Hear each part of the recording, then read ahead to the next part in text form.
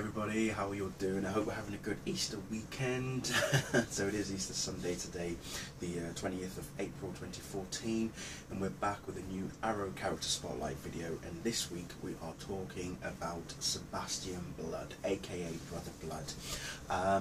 Character's played by an actor known as Michael Alejandro, and we first see that he's an alderman who's trying to get the citizens of Starling City, particularly the ones who were heavily affected by the earthquake incident at the end of season 1. He's been rallying around, getting people, together and bring the city back to its normal, level of civilized manners and such. And he's even been running a blood group of some form as well, and even at one point I believe he helped to people to sell their weapons and whatnot to get rid of them. He was trying to take guns and knives and whatnot off the streets. But what is really interesting is this is all a cover, it's a facade. He's a leader of a cult, and that's where people are calling him Brother Blood. He wears this mask and he's been taking people in and experimenting on them. We later find out that he's been using the Mirakuru on them, and then we find out that the Mirakuru is from Slade Wilson, and that now makes us realise that Brother Blood is working for Slade when Sebastian's going for the mayoral campaign. It's all part of Slade's plan as such. So Sebastian is part of Slade's plan. But at the same time, what we find is that obviously this week's episode that's just happened in The Man Under the Hood, Sebastian was not happy that he is losing hugely to Moira in the polls for in the running for mayor and such. But what about the character Brother Blood himself? Let's have a look at that character, not in Arrow but outside of Arrow, so in the comics.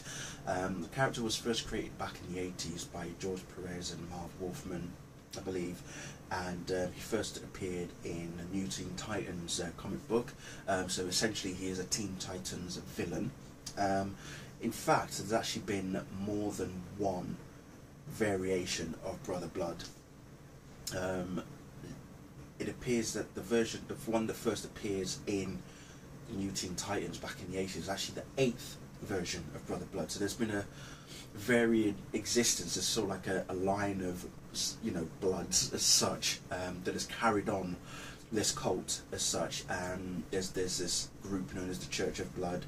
Apparently a curse was put on the very first one, whereby his son was going to kill him by the time he reached his 100th birthday, and every sort of 100 years their son kills their father as such, and then they become the new Brother Blood. It's all a bit, quite interesting, which isn't far off, because in the show we find out that Sebastian did kill his father when he was a young child. So it seems to use that same sort of method of how what Sebastian did to his dad, in the same sense of how the previous Brother Blood is killed by his son as such. So it uses that same analogy as such, which is good, which I think is pretty good. So obviously the producers and the showrunners are doing their extensive research, and I honestly didn't even know that was where they pulled it from until I just read it earlier on. So that was very, very interesting. So yeah, as I say, he's essentially a Teen Titans villain.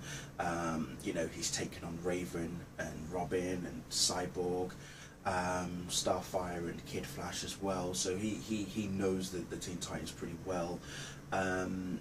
He has also faced off against the Justice League in some capacity. He's appeared in terms of TV shows other than Arrow. He's also been in Teen Titans and also Teen Titans Go. I think those are the two prominent ones that he appears in the most.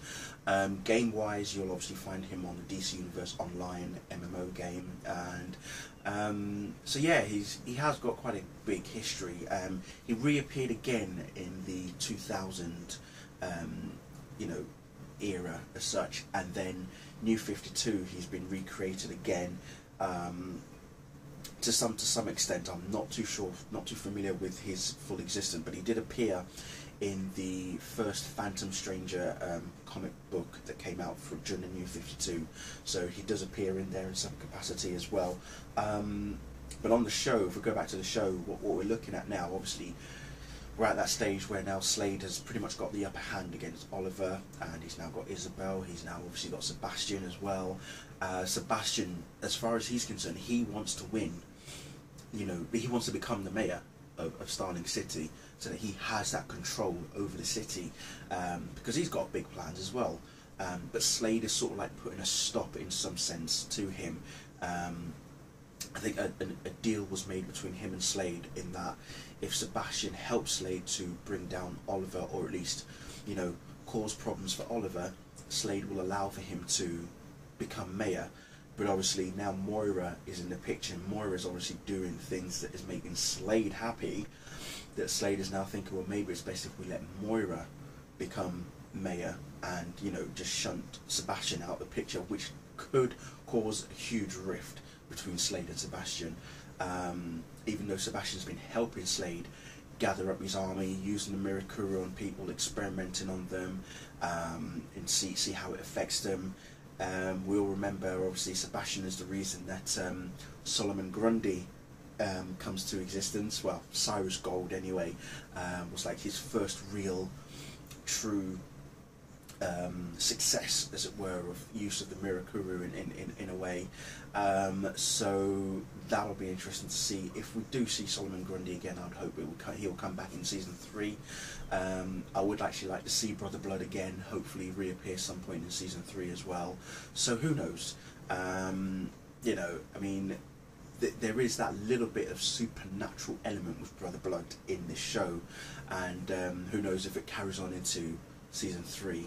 We'll see if anything more supernatural might appear. And I was actually discussing this with a few people on Google Plus this week. We were talking about Flash, Constantine, Gotham, and obviously Arrow. We were talking about some of the supernatural elements, and I said, well, if we're going to look at supernatural elements, we're leaning more towards Constantine, even though it's going to be on a separate network altogether. But now that I think about it, the Brother Blood element of Arrow and the Cyrus Gold, Solomon Grundy element all points toward a supernatural sort of element that we could eventually see happen on Arrow. We've already had, you know, Flash in some capacity. Killer Frost and obviously Vibe have also appeared on Arrow as well. So there is so much different areas of superpowers that the show can explore and branch off into other areas. So I think the supernatural side of things can easily be touched on, just not in such a huge capacity. So I think Brother Blood is probably the perfect sort of way to move towards that. How much you're going to bring in terms of supernatural, it's going to be it's another thing altogether. So we'll look forward to it. We'll see what happens in season 3. But that's it. That's it from me. So that was Brother Blood, it's aka Sebastian Blood, in Arrow Character Spotlight this week. So look out for next week's. I'm actually starting to run out of people to talk about, so it took me a while to figure out who I was going to talk about this weekend, and I was like laying in bed early and I was like, oh shit, I haven't even decided who I'm going to even talk about. And then it just hit me, oh yeah, Sebastian Blood, why not? So yeah, there we go. But thank you all very much for watching, and I'll see you all very soon. Bye.